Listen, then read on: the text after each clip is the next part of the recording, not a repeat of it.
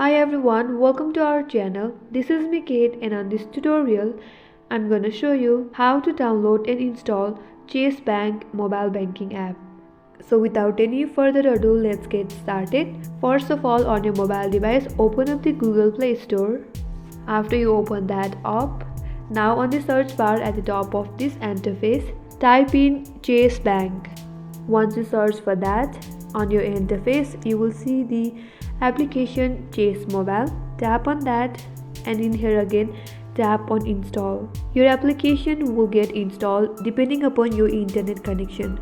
Once it is installed, simply open that app and then logged into your mobile banking account. So that's how you can download and install Chase Bank mobile banking application on your Android device. I hope this video was helpful, and if you are new to our channel, make sure to subscribe, like and hit the notification bell icon for more upcoming tutorials like this. Thank you for watching. I will see you on next video.